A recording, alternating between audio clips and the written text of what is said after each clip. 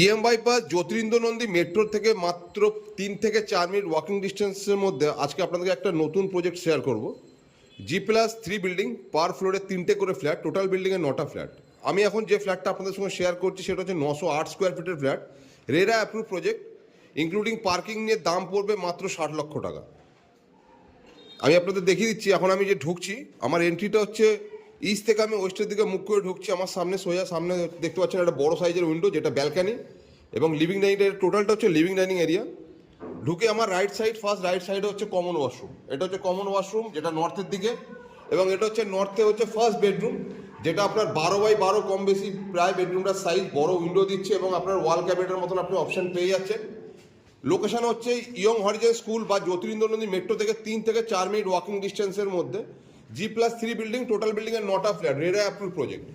এবার এখান থেকে এসে আপনাকে যেটা দেখাবো সেটা হচ্ছে আপনাকে কিচেনটা দেখাচ্ছি। কিচেনটা হিউজ বড় একটা কিচেন ওনারা দিচ্ছে, যেটা ওয়েস্ট ফেসিং, আপনি উইন্ডো পেয়ে যাচ্ছেন কিচেনের।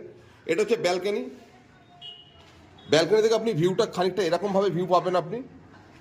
আমি এখন 3rd ফ্লোরে দাঁড়িয়ে আছি, আপনি চাইলে ফার্স্ট ফ্লোর, সেকেন্ড ফ্লোরও নিতে পারবেন।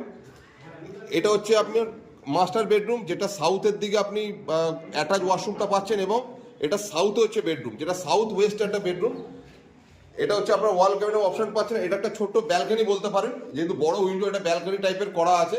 যদি আপনাদের এই ধরনের যদি পছন্দ, যে ইএম বাইপাস বা মেট্রোর কাছাকাছি যদি আপনারা ভালো ফ্ল্যাট খুঁজছেন 2 BHK, তাদের জন্য এই ফ্ল্যাটটা আজকে একদম আইডিয়াল ফ্ল্যাট হতে পারে। দাম মাত্র 60 লক্ষ টাকা, রেরা অ্যাপ্রুভ প্রজেক্ট, যে কোনো ব্যাংক থেকে আপনি লোন করে নিতে পারবেন। লোকেশনটা হচ্ছে জ্যোতিরিন্দ্র নন্দী মেট্রো থেকে মাত্র 3 থেকে 4 মিনিট ওয়াকিং ডিস্টেন্স। যদি আপনার এই ধরনের যদি প্রপার্টি পছন্দ, আপনারা স্ক্রিনে দেওয়া নাম্বারে যোগাযোগ করবেন। ধন্যবাদ।